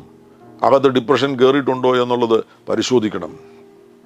ഈ ഡിപ്രഷൻ ഉള്ളവർക്ക് അതോട് ചേർന്ന് തന്നെ വരാൻ സാധ്യതയുള്ള മറ്റു ചില വൈകാരിക സംഘർഷങ്ങൾ, അതിലൊന്നാണ് കോപം എന്ന് പറയുന്നത്. പൊതുവിൽ വിഷാദരോഗികളെല്ലാം മുൻകോപികളായിരിക്കും. മുൻകോപം വിഷാദരോഗത്തെ പുറപ്പെടുവിക്കുവാൻ സാധ്യതയുണ്ട്. വിഷാദരോഗം മുൻകോപത്തെ പുറപ്പെടുവിക്കുവാൻ സാധ്യതയുണ്ട്. ഇവർ രണ്ടുപേരും സഹോദരന്മാരെ പോലെ പ്രവർത്തിക്കാൻ സാധ്യതയുണ്ട്. വിഷാദരോഗികളെല്ലാം മുൻകോപികളാകുവാൻ സാധ്യതയുണ്ട്. വിഷാദരോഗികളിൽ കാണുവാൻ സാധ്യതയുള്ള മറ്റ് മാനസിക സംഘർഷങ്ങളാകുന്നു ഭയം, ആകുലത, ഇങ്ങനെ തുടങ്ങിയുള്ള വിവിധങ്ങളാകുന്ന സംഘർഷങ്ങൾ മെല്ലെ മെല്ലെ ഈ വ്യക്തിയിൽ പൊങ്ങി വരും. ഞാൻ പറഞ്ഞല്ലോ, പിശാചുക്കൾ വരുമ്പോൾ അവർ തനിയല്ല പ്രവർത്തിക്കുന്നത്, അവർ സംഘം ചേർന്നാണ് പ്രവർത്തിക്കുന്നത്. ഡിപ്രഷൻ്റെ ദുരാത്മാവിന് അകത്തേക്ക് വഴി തുറന്ന് ലഭിക്കുകയാണ് എങ്കിൽ, അകത്ത് കയറിക്കഴിഞ്ഞാൽ അയാൾ വെറുതെ ഇരിക്കുകയില്ല. നിന്നെ എപ്പോഴൊക്കെ വിഷാദത്തിൻ്റെ കുഴിയിലേക്ക് അവൻ തള്ളിയിടുമോ ആ സമയത്തെല്ലാം നിന്റെ വാതിൽ തുറക്കപ്പെടുകയാണ്. നിന്റെ വാതിൽ തുറക്കപ്പെടുന്ന സന്ദർഭത്തിൽ അയാൾ മറ്റുള്ളവരെ വിളിച്ച് അകത്ത് കയറ്റും. ആകുലതയോട് പറയും അകത്ത് കയറുക, ആത്മഹത്യയോട് പറയും അകത്ത് കയറുക. അങ്ങനെ ഇവർ സംഘം ചേർന്ന് പ്രവർത്തിക്കുവാൻ തുടങ്ങും. ആ വ്യക്തിയുടെ ജീവിതം ദുരിതപൂർണമായി തീരും. കിടന്നാൽ ഉറക്കവും വരത്തില്ല, മാറി മാറി രോഗങ്ങൾ, ശാരീരിക പ്രശ്നങ്ങളാണെന്ന് കരുതി ആശുപത്രി കയറുന്നത് അവസാനിപ്പിക്കുവാൻ കഴിയുന്നില്ല. എന്നും ആശുപത്രിയിൽ പോയിക്കൊണ്ടിരിക്കുകയാണ്. ഈ വേദനയ്ക്ക് മരുന്ന് കഴിക്കുന്നു, ആ ദഹന സംവിധാനത്തിലെ കേടിന് മരുന്ന് കഴിക്കുന്നു, പിന്നത് സർജറിയായി. ഇങ്ങനെയുള്ള ആശുപത്രി കയറ്റത്തിലൂടെ അവരെ പിശാചുക്കൾ പീഡിപ്പിക്കും. ക്രിസ്തുവിൽ നിങ്ങൾ ആരാകുന്നു എന്നുള്ള തിരിച്ചറിവോടുകൂടെ അധികാരത്തോടുകൂടെ നിങ്ങൾ എഴുന്നേൽക്കുകയാണെങ്കിൽ അത്ഭുതം സംഭവിക്കും. വിഷാദത്തിൻ്റെ ഈ ശക്തിയെ നിങ്ങൾക്ക് കീഴ്പ്പെടുത്തുവാൻ കഴിയും. അതിനുശേഷം നിങ്ങളുടെ മനസ്സിനെ ക്രമപ്പെടുത്തുകയാണ് എങ്കിൽ മഹാത്ഭുതം കർത്താവിന് നിങ്ങളെ പൂർണ്ണമായിട്ടും സൗഖ്യമാക്കുവാൻ കഴിയും. എന്തുകൊണ്ടൊക്കെയാണ് ഈ വിഷാദം ഒരു വ്യക്തിയിൽ കയറുന്നത്? അനേകം കാരണങ്ങളുണ്ട്, ഒത്തിരി കാരണങ്ങളുണ്ട്. ഏറ്റവും പ്രധാനപ്പെട്ട ഒരു കാരണമെന്ന് പറയുന്നത് ചിലപ്പോൾ മാതാപിതാക്കളിൽ നിന്ന് തന്നെ ഇൻഹെറിറ്റഡ് ആയിട്ട് കുട്ടിയിലേക്ക് പകരപ്പെടുവാൻ, ആ ഗർഭാവസ്ഥയിൽ തന്നെ, ഗർഭധാരണം നടക്കുന്ന സന്ദർഭത്തിൽ തന്നെ മാതാപിതാക്കളിൽ നിന്ന് ഒരുപാട് കാര്യങ്ങൾ കുഞ്ഞിലേക്ക് വരുന്നുണ്ടല്ലോ. ഈ കുഞ്ഞിൻ്റെ ശരീരവും പ്രാണനും മാത്രമല്ല മാതാപിതാക്കളിൽ നിന്ന് ഈ കുഞ്ഞിന് ലഭിക്കുന്നത്. ഒരുപാട് കാര്യങ്ങൾ അതിൻ്റെ സംവിധാനത്തിലേക്ക് ആ DNA-യിലൂടെ പകരപ്പെടുകയാണ്. ജനറേഷനലായിട്ടുള്ള ചില സംഘർഷങ്ങൾ പകരപ്പെടുന്നു, ജനറേഷനലായിട്ടുള്ള ചില രോഗങ്ങൾ പകരപ്പെടുന്നു. മിക്ക രോഗങ്ങളും ജനറേഷണൽ സിക്നസ് അല്ലേ? അതല്ലേ ഡോക്ടറുടെ അരികിൽ ചെല്ലുമ്പോൾ ചോദിക്കുന്നത്, അപ്പന് ഈ രോഗമുണ്ടായിരുന്നോ, അമ്മയ്ക്ക് ഈ രോഗമുണ്ടായിരുന്നോ, അപ്പൂപ്പന് ഈ രോഗമുണ്ടായിരുന്നോ, അപ്പച്ചന് ഈ രോഗമുണ്ടായിരുന്നോ, അമ്മച്ചിക്ക് ഈ രോഗമുണ്ടായിരുന്നോ എന്നൊക്കെ അവർ ചോദിക്കുന്നതിൻ്റെ കാരണം എന്ന് പറയുന്നത് അവർക്കറിയാം മിക്ക രോഗങ്ങളും ജനറേഷണൽ സിക്നസ് ആണ്. അപ്പോൾ ജനറേഷണൽ സംഘർഷങ്ങൾ കുഞ്ഞിലേക്ക് ആ ഗർഭധാരണം നടക്കുമ്പോൾ പകരപ്പെടുന്നു. ജനറേഷണലായിട്ടുള്ള രോഗങ്ങൾ കുഞ്ഞിലേക്ക് പകരപ്പെടുകയാണ്. ജനറേഷണലായിട്ടുള്ള പാപങ്ങൾ, ജനറേഷണൽ ഇനിക്വിറ്റി ആ കുഞ്ഞിലേക്ക് പകരപ്പെടുന്നു. അതോടൊന്നിച്ച് തന്നെ ജനറേഷണൽ സ്പിരിറ്റ്സ്, ജനറേഷണലായിട്ടുള്ള ദുരാത്മാക്കൾ ഈ കുഞ്ഞിലേക്ക് പ്രവേശിക്കുന്നുണ്ട്. അപ്പനും അമ്മയ്ക്കും അല്ലെങ്കിൽ അപ്പൂപ്പനും അമ്മൂമ്മയ്ക്കും എവിടെയെങ്കിലും ഈ ലൈനിൽ വിഷാദമുണ്ടായിരുന്നുവെങ്കിൽ ആ വിഷാദം ഇൻഹെറിറ്റഡ് ആയിട്ട് തന്നെ ഈ കുട്ടിയിലേക്ക് പ്രവേശിക്കുവാൻ സാധ്യതയുണ്ട്. വളർച്ചയുടെ ഏതെങ്കിലും ഘട്ടത്തിൽ, ചിലപ്പോൾ 30-ാം വയസ്സിൽ, 35-ാം വയസ്സിൽ, അല്ലെങ്കിൽ 40-ാമത്തെ വയസ്സിൽ, അല്ലെങ്കിൽ 25-ാമത്തെ വയസ്സിൽ ഒരു ട്രിഗറിങ് സംഭവം സംഭവിക്കുമ്പോൾ, ഏതെങ്കിലും ഒരു ആഘാതം സംഭവിക്കുന്നു. ഈ അകത്തിരിക്കുന്ന അപ്പനപ്പൂപ്പന്മാരിൽ നിന്ന് ഇൻഹെറിറ്റഡ് ആയിട്ടുള്ള ഈ സാധനത്തെ സജീവമാക്കുവാൻ വേണ്ടിയുള്ള ഏതെങ്കിലും ഒരു ട്രിഗറിങ് ഫാക്ടർ അവിടെ സംഭവിക്കുമ്പോൾ അത് മുഖാന്തരമായിട്ട് ഇത് കയറി സജീവമാകുകയാണ്. ഈ ജനറേഷണൽ സിക്നസ് തന്നെ ശ്രദ്ധിച്ചാൽ മതി. മിക്കവർക്കും 40-45 വയസ്സൊക്കെ കഴിയുമ്പോഴല്ലേ അത് വെളിപ്പെട്ടു വരുന്നത്, പ്രകടമായി വരുന്നത്. എന്നാൽ അത് സംവിധാനത്തിൽ തന്നെ ഉണ്ടായിരുന്നു. എന്നതുപോലെ തന്നെ ജനറേഷനിലായിട്ട് ചിലർ വിഷാദത്തെ സ്വീകരിക്കുവാൻ സാധ്യതയുണ്ട്. മറ്റുള്ളവരുടെ ജീവിതത്തിലുണ്ടായ ആവർത്തിച്ചുണ്ടായ തകർച്ചകൾ മുഖാന്തരമായിട്ട്, ആഘാതങ്ങൾ മുഖാന്തരമായിട്ട്, ട്രോമകൾ മുഖാന്തരമായിട്ട്, ഒരു പ്രേമബന്ധത്തിൽ തകർച്ചയുണ്ടായി, പിന്നീട് ഒരു ബിസിനസ് തകരുകയുണ്ടായി, പിന്നെ കുടുംബജീവിതത്തിൽ സന്തോഷമില്ലാത്ത അവസ്ഥയുണ്ടായി. ഇതിങ്ങനെ ആവർത്തിച്ച് സംഭവിച്ചപ്പോൾ ആദ്യമൊക്കെ ദുഃഖത്തിലേക്ക് പോയി, പിന്നീട് സന്തോഷത്തിലേക്ക് എങ്ങനെയൊക്കെയോ മടങ്ങി വന്നു. എന്നാൽ വീണ്ടും അടുത്ത ആഘാതം ഉണ്ടായപ്പോൾ വീണ്ടും ദുഃഖത്തിലേക്ക് പോയി, വീണ്ടും സന്തോഷത്തിലേക്ക് വളരെ നാളുകൾ എടുത്ത് ബന്ധപ്പെട്ടാണ് മടങ്ങി വന്നത്. വീണ്ടും ഒരാഘാതം ഉണ്ടായി, പിന്നെ ദുഃഖത്തിലേക്ക് പോയി, തിരിച്ചു വന്നില്ല. ട്രോമകൾ മുഖാന്തരമായിട്ട് ചിലപ്പോൾ വിഷാദരോഗം വെളിപ്പെടുവാൻ സാധ്യതയുണ്ട്.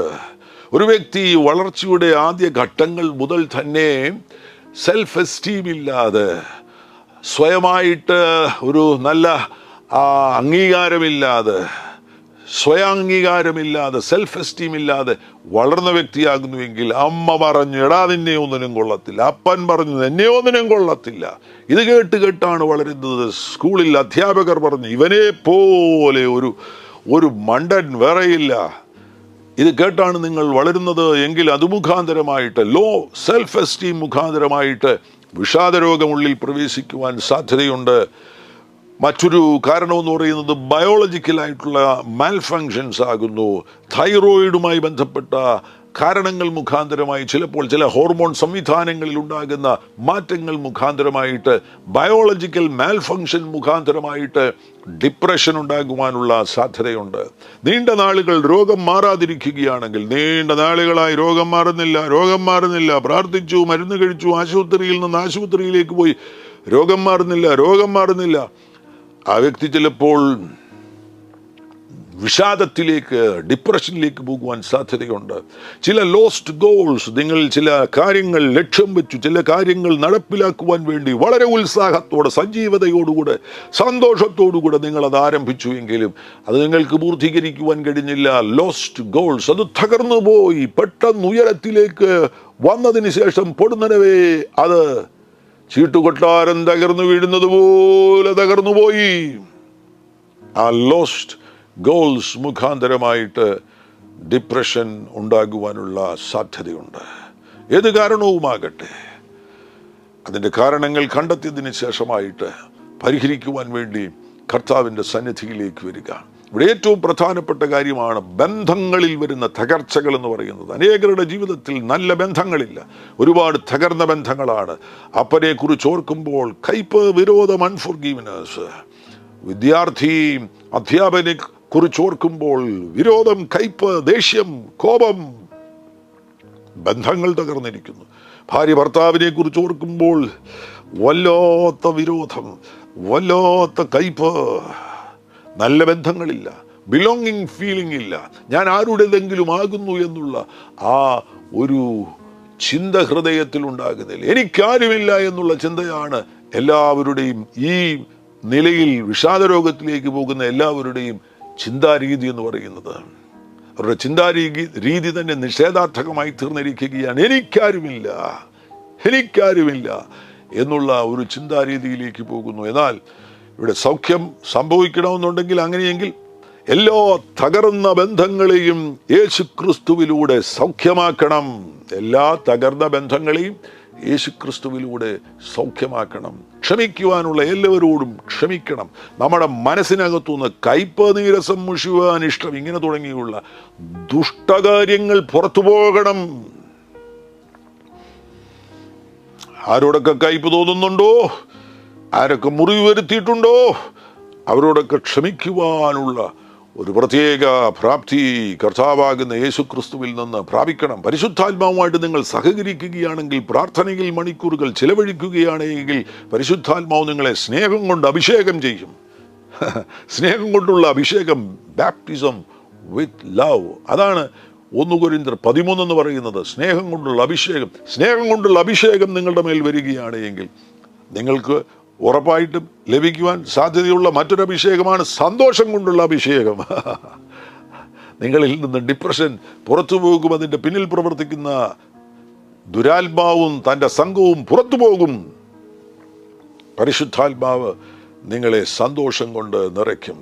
ഞാൻ ചില പരിഹാര മാർഗങ്ങൾ പറയുവാൻ ആഗ്രഹിക്കുന്നു. എന്നാൽ പരിഹാര മാർഗങ്ങൾ പറയുന്നതുമായുള്ള ബന്ധത്തിൽ, അത് പറയുന്നതിന് മുന്നമേ ഒരു കാര്യം കൂടെ ഞാൻ പറയുവാൻ ആഗ്രഹിക്കുകയാണ്. നിങ്ങൾ 10 പേരെ എടുക്കുകയാണെങ്കിൽ ഡിപ്രഷനുള്ളത് 7 പേരും സ്ത്രീകളാകുന്നു. 70% സ്ത്രീകളിലാണ് ഡിപ്രഷൻ കാണുവാൻ കഴിയുന്നത്. അത് അവരുടെ സംവിധാനവുമായിട്ടുള്ള ബന്ധത്തിലും അതിനൊരു കാരണമുണ്ട്. പ്രത്യേകിച്ച് അവർക്ക് മന്ത്ലി പീരീഡ്സ് ഉണ്ട്. അതിനാൽ ആ മെൻസ്ട്രൽ സിൻഡ്രോമായിട്ടുള്ള ബന്ധത്തിൽ, പ്രീ മെൻസ്ട്രൽ സിൻഡ്രോമായിട്ടുള്ള ബന്ധത്തിൽ അവർക്ക് ടെമ്പററി ആയിട്ട്, താൽക്കാലികമാകുന്ന ഡിപ്രഷൻ വരുവാൻ സാധ്യതയുണ്ട്. അത് ഒരു കാരണമെന്ന് പറയുന്നത്. അതങ്ങ് മാറിപ്പോകും. ആ മാസം, ആ മന്ത്ലി പീരീഡ്സ് കഴിയുമ്പോൾ അതങ്ങ് മാറിപ്പോകും. എന്നാൽ ആ ഒരു സമയം എന്ന് പറയുന്നത് അവർക്കൊരു മനസ്സുമായുള്ള ബന്ധത്തിൽ ഒരു ചെറിയ മന്ദത അല്ലെങ്കിൽ ഒരു ചെറിയ ബുദ്ധിമുട്ട് ഉണ്ടാകുന്ന, ഒരു ചെറിയ ലെവലിലുള്ള ഒരു ബുദ്ധിമുട്ടുണ്ടാകുന്ന ഒരു സമയമാകുന്നു. എന്നാൽ മറ്റു ചില സാഹചര്യങ്ങൾ എന്ന് പറയുന്നത് ഗർഭധാരണം നടക്കുന്ന സമയത്താണ്. ഗർഭാവസ്ഥയുടെ സമയത്ത് ചിലപ്പോൾ സ്ത്രീകളിൽ ഡിപ്രഷൻ വരുവാൻ സാധ്യതയുണ്ട്. അതെല്ലാം താൽക്കാലികമാകുന്നു. കാര്യങ്ങൾ, പിന്തുണകൾ ലഭിക്കുകയാണെങ്കിൽ, ഭർത്താവിൻ്റെ പിന്തുണ ലഭിക്കുകയാണെങ്കിൽ, ദൈവവചനം ശക്തമായിട്ട് അവർ സ്വീകരിക്കുവാൻ തയ്യാറാകുകയാണെങ്കിൽ അതൊക്കെ മാറ്റിയെടുക്കുവാൻ കഴിയും. ആ ഗർഭാവസ്ഥയിൽ ആ ഗർഭധാരണവും കുഞ്ഞിനെ ഉദരത്തിൽ വഹിച്ചുകൊണ്ട് കിടക്കുന്ന ആ 9 മാസം എന്ന് പറയുന്ന ആ സമയത്ത് ഈ സ്ത്രീയിൽ എന്തൊക്കെ മാറ്റങ്ങളാണ് സംഭവിക്കുന്നത്. ഒരു പുതിയ ജീവൻ ഉത്ഭവിക്കുകയല്ലേ. മാത്രമല്ല ഒരുപാട് ഹോർമോൺ ചേഞ്ചസ് സംഭവിക്കുന്നുണ്ട്. ഈ ഡിപ്രഷനുമായി ബന്ധപ്പെട്ട് നമുക്കൊരുപാട് ഹോർമോൺ ചേഞ്ചുകൾ സംഭവിക്കുന്നുണ്ട്. അത് ഗർഭധാരണ സമയത്ത് ഒരുപാട് ഹോർമോൺ ചേഞ്ചുകൾ സംഭവിക്കുന്നതിനാൽ ചിലപ്പോൾ താൽക്കാലികമാകുന്നൊരു ഡിപ്രഷൻ ഉണ്ടാകുവാനുള്ള സാധ്യതയുണ്ട്. മറ്റൊന്നെന്ന് പറയുന്നത് പോസ്റ്റ്മോർട്ടം ഡിപ്രഷനാണ്. പ്രസവാനന്തര ഡിപ്രഷൻ എന്ന് പറയും. അതിനെ സൈക്കാട്രിയിൽ പോസ്റ്റ്മോർട്ടം ഡിപ്രഷൻ എന്ന് പറയുന്നു എങ്കിൽ പോലും അതിനുവേണ്ടി പ്രാർത്ഥിച്ച് വിടുതലുകളുമായുള്ള ബന്ധത്തിൽ ദുരാത്മാക്കൾ അങ്ങനെയുള്ളവരിൽ നിന്ന് പുറത്തു പോകുന്നത് കണ്ടിട്ടുണ്ട്. കാരണം ഭൂരിപക്ഷം സ്ത്രീകൾക്കും പ്രസവത്തിന് ശേഷം ഡിപ്രഷനൊന്നുമില്ല. എന്നാൽ ചില സ്ത്രീകളിൽ എന്തുകൊണ്ടാണ് പോസ്റ്റ്മോർട്ടം ഡിപ്രഷൻ വെളിപ്പെടുന്നത്? അവർ വഴി തുറന്നു കൊടുത്തു. ഏതൊക്കെയോ കാരണങ്ങൾ മുഖാന്തരമായിട്ട്, മനസ്സിൻ്റെ സംഘർഷങ്ങൾ മുഖാന്തരമായിട്ട് അവർ ദുരാത്മാക്കൾക്കുള്ളിൽ പ്രവേശിക്കുവാൻ അനുവാദം കൊടുത്തു. മരുന്ന് കഴിച്ചാലൊന്നും പോകുന്നതല്ല, മരുന്ന് കഴിക്കണം, അതിനാവശ്യമുണ്ടെങ്കിൽ മരുന്ന് കഴിക്കണം. എന്നാൽ ഒരു ഡെലിവറൻസ് മിനിസ്ട്രിയിലൂടെ കർത്താവിന് നിങ്ങളെ സ്വതന്ത്രമാക്കുവാൻ കഴിയും. യേശുക്രിസ്തുവിൻ്റെ നാമത്തിൽ ആ ദുരാത്മാവിനെയാണ് ആദ്യം പുറത്തെടുത്ത് കളയേണ്ടത്. അതിനുശേഷം മനസ്സിനെ സൗഖ്യമാക്കുകയാണെങ്കിൽ അത്ഭുത സൗഖ്യങ്ങൾ കർത്താവിനാൽ ലഭ്യമാകുന്നു. അത്ഭുത സൗഖ്യം കർത്താവിനാൽ ലഭ്യമാകുന്നു. ഇനി വേറൊരു സമയം എന്ന് പറയുന്നത്, ഈ സ്ത്രീകൾ 50 വയസ്സോട് അടുക്കുന്ന സന്ദർഭത്തിൽ അവർക്കുണ്ടാകുന്ന മെനപ്പോസൽ ഡിപ്രഷനുണ്ട്. പ്രീ മെനപ്പോസൽ ഡിപ്രഷൻ അല്ലെങ്കിൽ മെനപ്പോസുമായി ബന്ധപ്പെട്ടുള്ള ഡിപ്രഷനുണ്ട്. ആ സമയം എന്ന് പറയുന്ന അവരുടെ സംവിധാനത്തിൽ ഭയങ്കര ഒരു മാറ്റം സംഭവിക്കുകയാണ്. ആ മന്ത്ലി പീരീഡ്സ് ഇല്ലാതെയാകുന്നു, അത് സ്റ്റോപ്പാകുന്നു. ആ സ്റ്റോപ്പാകുന്ന സമയം എന്ന് പറയുന്ന ഒരു ഹോർമോണൽ ചേഞ്ച് ബോഡിയിൽ സംഭവിക്കുന്നതിനാൽ ആ സ്ത്രീകൾ ഡിപ്രഷനിലേക്ക് പോകുവാൻ സാധ്യതയുണ്ട്. ഏത് കാരണമാണെങ്കിലും യേശു ക്രിസ്തുവിന് നിങ്ങളെ സൗഖ്യമാക്കുവാൻ കഴിയും. എങ്ങനെ നിങ്ങൾക്ക് ഡിപ്രഷനിൽ നിന്ന് സൗഖ്യം പ്രാപിക്കുവാൻ കഴിയും? ചില കാര്യങ്ങൾ ഞാൻ നിങ്ങളുടെ ശ്രദ്ധയിൽ കൊണ്ടുവരുവാൻ ആഗ്രഹിക്കുകയാണ്. വിശേഷിച്ചും നമ്മുടെ തലച്ചോറിൽ തന്നെ സന്തോഷത്തെ നമുക്ക് നൽകിത്തരുന്ന അതുമായി ബന്ധപ്പെട്ട ഹോർമോണുകളുണ്ട്.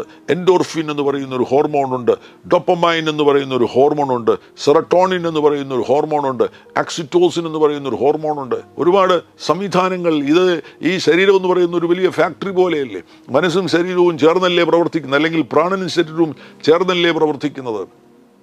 അവിടെ പ്രാണനിൽ നിന്നുള്ള സജീവമാകുന്ന സ്വാധീനമുണ്ടാകുമ്പോൾ ആ സ്വാധീനങ്ങൾ മുഖാന്തരമായിട്ട് ഈ ശരീരത്തിന് നല്ല ഹോർമോൺസിനെ കൃത്യമായിട്ട്, അതിൽ ഇംബാലൻസസ് ഇല്ലാതെ കൃത്യമായിട്ട് ബാലൻസ്ഡ് ആയിട്ടുള്ള ഹോർമോൺ പ്രൊഡക്ഷൻസ് നടത്തുവാൻ കഴിയും. ഒരുപാട് ഹോർമോൺ പ്രൊഡക്ഷൻസ് നടക്കുന്ന ഫാക്ടറികൾ ഈ ശരീരത്തിലുണ്ട്. പിറ്റ്യൂട്ടറി ഗ്ലാൻസ്, അഡ്രിനൽ ഗ്ലാൻസ്, നിങ്ങളുടെ ഓവറി, നിങ്ങളുടെ പാൻക്രിയാസ്, ഇവിടെ നിന്നൊക്കെ ഇങ്ങനെയുള്ള കാര്യങ്ങൾ ബ്ലഡിലേക്ക് പുറപ്പെടുവിക്കുവാൻ ആ ശരീരാവയവങ്ങൾക്ക് അതിനുള്ള പ്രാപ്തിയുണ്ട്, അതിനുള്ള ശക്തിയുണ്ട്.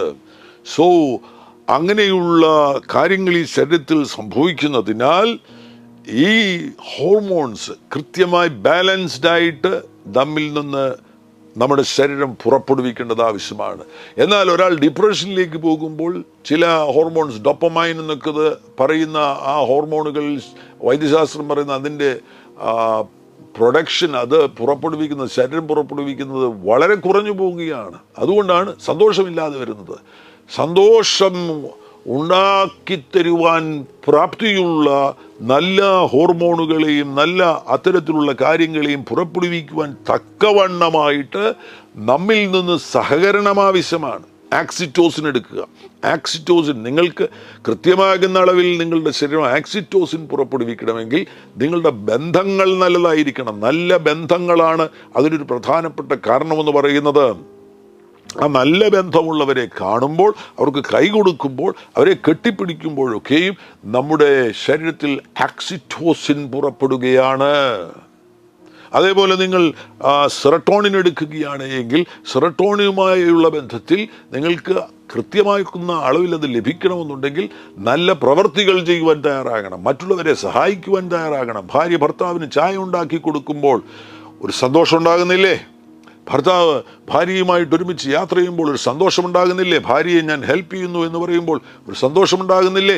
അത് സെറട്ടോണിൽ നിന്നില്ല, അതിൻ്റെ ആ പുറപ്പെടുവിൽ, അതിൻ്റെ ആ പ്രൊഡക്ഷൻ കൃത്യമായി നടക്കുന്നത് കൊണ്ടാണ്. സെറട്ടോണിൻ ശരീരം പുറപ്പെടുവിക്കുകയാണ്.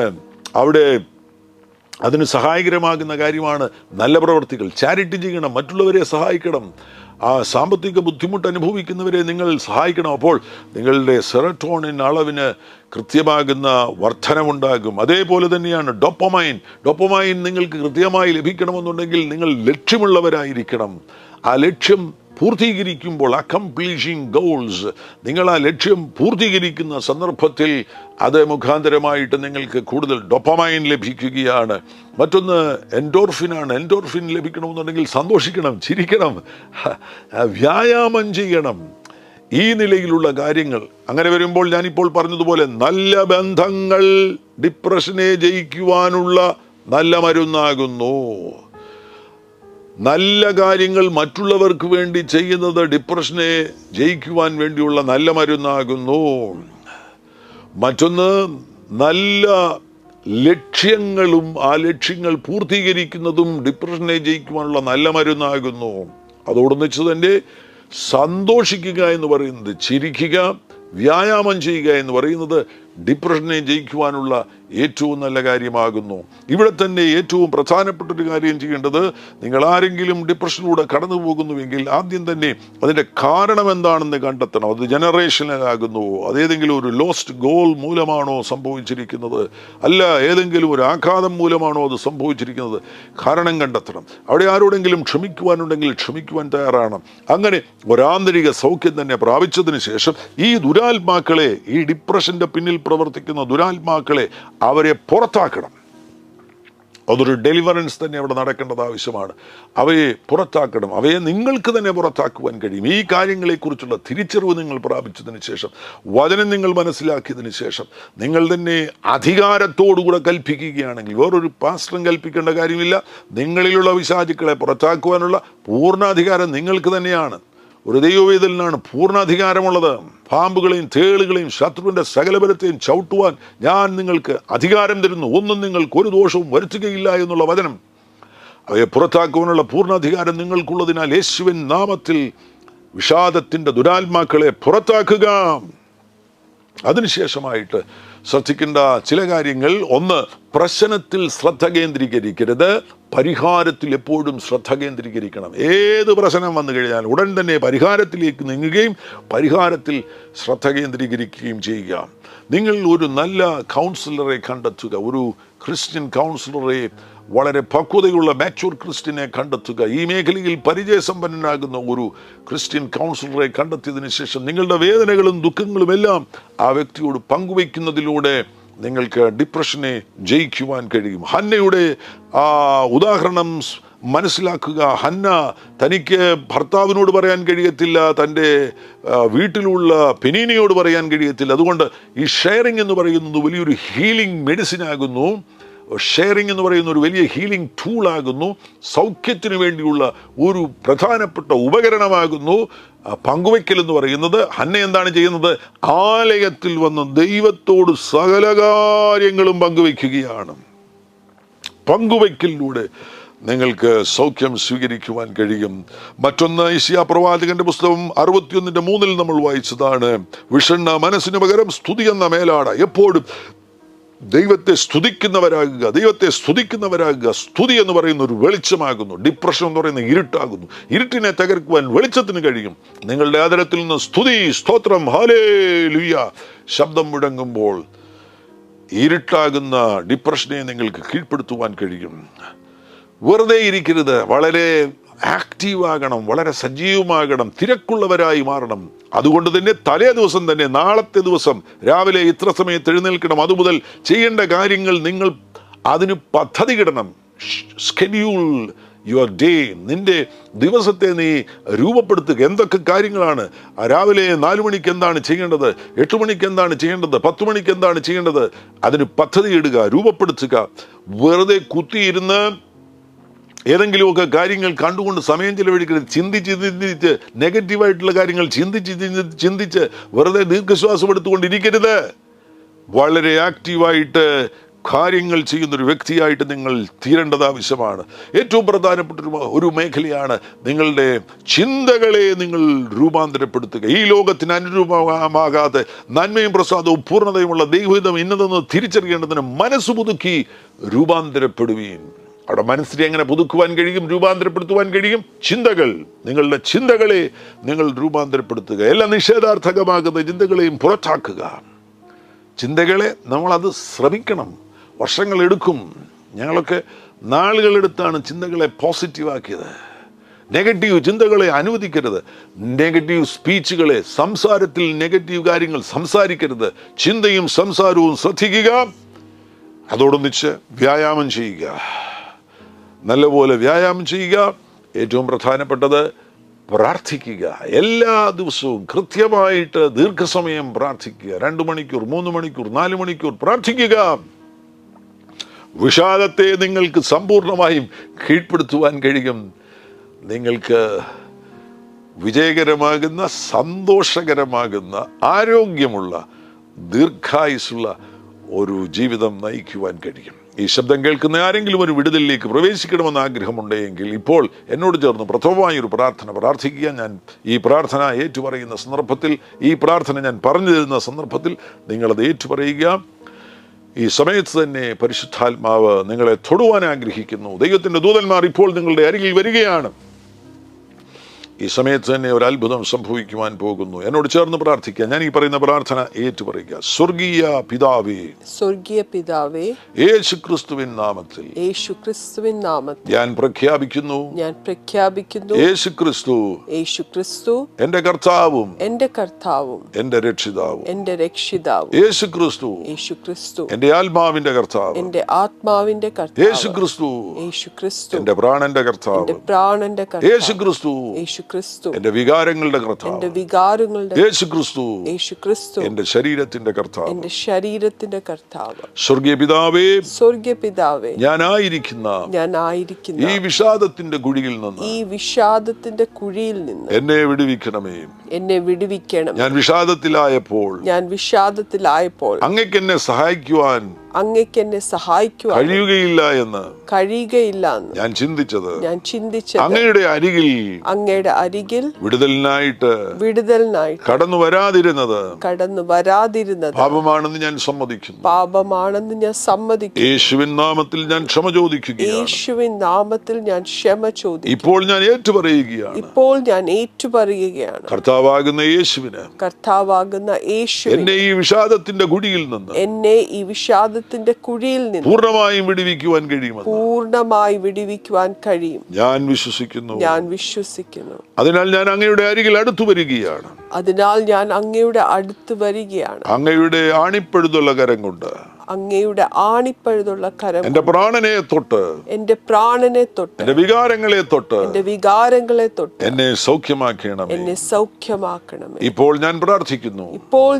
എന്റെ പിതാവിൽ നിന്നോ, എന്റെ മാതാവിൽ നിന്നോ, എന്റെ മുൻ തലമുറയിൽ നിന്നോ എന്നിലേക്ക് തിന്മകൾ വന്നിട്ടുണ്ടെങ്കിൽ, വിഷാദം വന്നിട്ടുണ്ടെങ്കിൽ ഞാനിപ്പോൾ അവയെ നിഷേധിക്കുന്നു. അവരുടെ പാപങ്ങൾക്ക് ഞാൻ ക്ഷമ ചോദിക്കുകയാണ്. ഈ തിന്മകൾ മുഴുവൻ എന്നിൽ നിന്ന് പുറത്തു പോകട്ടെ. ഈ സമയത്ത് തന്നെ മറ്റുള്ളവരോട് പൂർണ്ണമായും ക്ഷമിക്കുവാൻ ഞാൻ തീരുമാനിക്കുന്നു. എനിക്കുണ്ടായ ആഘാതങ്ങൾ മുഖാന്തരം എന്നിൽ സംഭവിച്ച വിഷാദങ്ങൾ ഇപ്പോൾ യേശുവിൻ നാമത്തിൽ പുറത്തു പോകട്ടെ. ഞാൻ എന്റെ ആന്തരിക മുറിവുകളെ സൗഖ്യമാക്കുന്നു. ആഘാതത്തെ സൗഖ്യമാക്കുന്നു. എന്റെ മനസ്സ് സൗഖ്യമാകുന്ന നിമിഷത്തിൽ തന്നെ വിഷാദത്തിന് എന്നിൽ നിന്ന് പുറത്തു പോകാം. ഈ സമയത്ത് എന്റെ വികാരങ്ങളുടെ തലപ്പത്ത് ഞാൻ സന്തോഷത്തെ പുനഃസ്ഥാപിക്കുകയാണ്.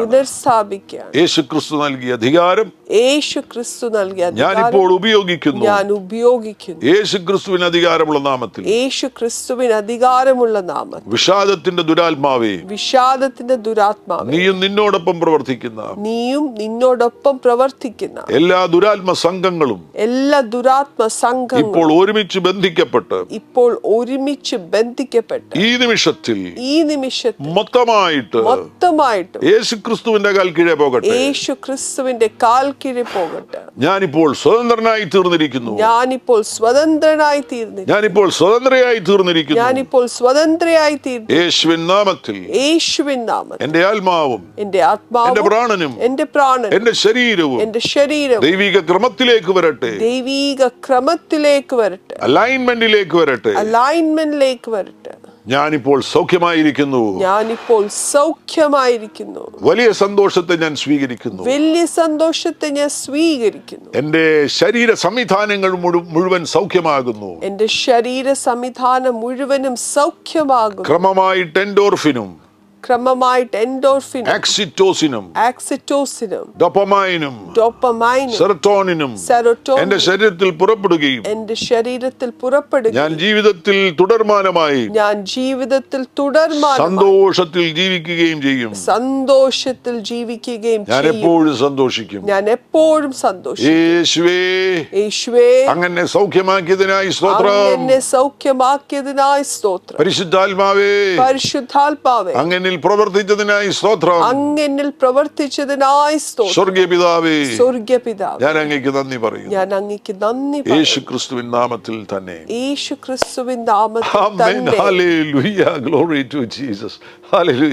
മഹാത്ഭുതങ്ങൾ സംഭവിച്ചിരിക്കുകയാണ്. കർത്താവിന്റെ അനുഗ്രഹത്തിന്റെ കര നിങ്ങളുടെ മേൽ വന്നിരിക്കുന്നതിനാൽ നിരന്തരം സന്തോഷത്തിൽ തന്നെ തുടരുക. ഒരു വാക്ക് ഞാൻ നിങ്ങൾക്ക് വേണ്ടി പ്രാർത്ഥിക്കുന്നു. പരിശുദ്ധ പിതാവേ, ഒരു വലിയ അത്ഭുതം ഇപ്പോൾ സംഭവിച്ചിരിക്കുന്നുവല്ലോ. ഇവരിലുണ്ടായിരുന്ന വിഷാദത്തിന്റെ ദുരാത്മാക്കൾ, സംഘം ചേർന്ന് പ്രവർത്തിച്ചിരുന്ന ദുരാത്മാക്കൾ ഇപ്പോൾ അവരെ വിട്ട് പുറത്തു പോയിരിക്കുന്നതിനാൽ മഹാസന്തോഷം കൊണ്ട് അവർ നിറയട്ടെ. സന്തോഷത്തിൽ അവർ ജീവിക്കട്ടെ. യേശു ക്രിസ്തുവിൻ നാമത്തിൽ കർത്താവരുടെ മനസ്സിനെ സൗഖ്യമാക്കുന്നതിനായി സ്തോത്രം. ചിന്തകളെ സൗഖ്യമാക്കുന്നതിനായി സ്തോത്രം. വികാരങ്ങളെ സൗഖ്യമാക്കുന്നതിനായി സ്തോത്രം ചെയ്യുന്നു. ഈ സമയത്ത് തന്നെ സ്വർഗീയ പിതാവേ, ഞങ്ങളുടെ ജനത്തിനു വേണ്ടി പ്രാർത്ഥിക്കുകയാണ്. അവരുടെ ശരീരത്തിലുള്ള എല്ലാ രോഗബാധകളും ഇപ്പോൾ സൗഖ്യമാകട്ടെ. രോഗങ്ങൾ ഇപ്പോൾ അവരുടെ ശരീരം വിട്ടുപോകട്ടെ. യേശു ക്രിസ്തുവിൻ നാമത്തിൽ രോഗികൾ ഇപ്പോൾ സൗഖ്യമാകട്ടെ. വിഷാദം മൂലം ആരിലെങ്കിലും രോഗങ്ങൾ പ്രവേശിച്ചിട്ടുണ്ടെങ്കിൽ യേശു ക്രിസ്തുവിൻ നാമത്തിൽ ഇപ്പോൾ ആ രോഗങ്ങൾ അവരെ വിട്ടുപോകട്ടെ. ആ രോഗങ്ങൾക്ക് അവരെ വിട്ടുപോകാം. ഇപ്പോൾ വിട്ടുപോകട്ടെ. ഈ നിമിഷത്തിൽ വിട്ടുപോകട്ടെ. മഹാത്ഭുതം സംഭവിക്കുന്നതിനായി സ്തോത്രം. രോഗികളെ അങ്ങ് തൊട്ട് സൗഖ്യമാക്കിയിരിക്കുന്നതിനായി സ്തോത്രം. അത്ഭുത വഴികൾ തുറന്നിരിക്കുന്നതിനായി സ്തോത്രം. അവരുടെ ജീവിതത്തിൽ വന്നിരിക്കുന്ന വിഷാദങ്ങൾ മുഖാന്തരമായിട്ട് അവരുടെ വഴികൾ അടഞ്ഞുപോയിട്ടുണ്ടെങ്കിൽ, തടഞ്ഞുപോയിട്ടുണ്ടെങ്കിൽ, അതിനെ വൈകിപ്പിക്കൽ സംഭവിച്ചിരിക്കുന്നു എങ്കിൽ ഇപ്പോൾ യേശുവിൻ നാമത്തിൽ വാതിലുകൾ തുറക്കപ്പെടട്ടെ. വേഗത വെളിപ്പെടട്ടെ. അവരെത്തേണ്ട ലക്ഷ്യസ്ഥാനത്ത് അവരെത്തിച്ചേരട്ടെ എന്ന് പ്രാർത്ഥിക്കുന്നു. ജോലിയില്ലാത്തവർക്ക് ജോലി ലഭിക്കട്ടെ. സാമ്പത്തിക ഞെരുക്കത്തിലൂടെ കടന്നു പോകുന്നവർക്ക് അത്ഭുത വഴികൾ തുറക്കപ്പെടട്ടെ. വീണ്ടും സജീവമായി അവർ എഴുന്നേറ്റ് അവരുടെ ഡെസ്റ്റിനിയിൽ അവർ എത്തിച്ചേരട്ടെ. ഞങ്ങളുടെ ജനത്തെ പിതൃപുത്ര പരിശുദ്ധാത്മനാമത്തിൽ ബ്ലസ് ചെയ്ത് പ്രാർത്ഥിക്കുന്നു. യേശു ക്രിസ്തുവിൻ നാമത്തിൽ തന്നെ. ആമേൻ. ഹല്ലേലൂയ. Glory to Jesus. ഹല്ലേലൂയ. സാധാരണ ഈ പ്രക്ഷേപണം 28 മിനിറ്റാണ് ഞങ്ങൾ പ്രസംഗിക്കുന്നത്. എന്നാൽ ഇത് നീണ്ടുപോയി. ഈ ഒരു പ്രത്യേക വിഷയം പൂർത്തീകരിക്കുവാൻ വേണ്ടി സമയമെടുത്തു. അതുകൊണ്ട് ഇത് നിങ്ങൾ മുഴുവനും കാണുവാൻ വേണ്ടി മറ്റുള്ളവരോട് പറയണം. ആരംഭം തുടങ്ങി അവസാനം വരെയും കാണുവാൻ വേണ്ടി മറ്റുള്ളവരോട് നിങ്ങൾ ആവശ്യപ്പെടുക. ഇത് തീർച്ചയായിട്ടും മറ്റുള്ളവരുമായിട്ട് ഷെയർ ചെയ്യണമേ. ഇത് വളരെ പ്രധാനപ്പെട്ടൊരു കാര്യമല്ലേ. മറ്റു പ്രിയപ്പെട്ടവരുമായിട്ട് നിങ്ങൾ ഈ സന്ദേശം നിങ്ങൾ ഷെയർ ചെയ്യണമേ എന്ന് വിനയപുരസ്സരം ഓർപ്പിക്കുകയാണ്. ഈ ചാനൽ ഇതുവരെയും നിങ്ങൾ സബ്സ്ക്രൈബ് ചെയ്തിട്ടില്ല എങ്കിൽ സബ്സ്ക്രൈബ് ചെയ്യുക. കർത്താവാകുന്ന യേശു നിങ്ങളുടെ കൂടെയിരിക്കും. God bless you. ആമേൻ.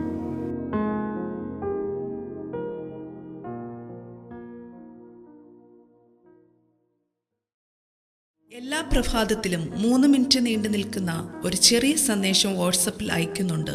നിങ്ങൾക്കത് ലഭിക്കണമെന്ന ആഗ്രഹമുണ്ടെങ്കിൽ സ്ക്രീനിൽ കാണുന്ന നമ്പറിൽ ഒരു മെസ്സേജ് അയയ്ക്കുക. ഞങ്ങളുടെ ഓൺലൈൻ റേഡിയോ ആയ ജീസസ് റെയിൻസ് റേഡിയോയുടെ ആപ്പ് ഇതുവരെയും ഡൗൺലോഡ് ചെയ്തിട്ടില്ല എങ്കിൽ പ്ലേ സ്റ്റോറിലും ആപ്പ് സ്റ്റോറിലും ലഭ്യമാണ്. ജീസസ് റെയിൻസ് റേഡിയോ എന്ന് ടൈപ്പ് ചെയ്ത ശേഷം സെർച്ച് ചെയ്യുക. ആപ്പ് നിങ്ങൾ ഇപ്പോൾ തന്നെ ഡൗൺലോഡ് ചെയ്താലും. എല്ലാ പ്രഭാതത്തിലും 4 മണിക്ക് ടങ്സ് പ്രെയർ ഉണ്ടായിരിക്കുന്നതാണ്.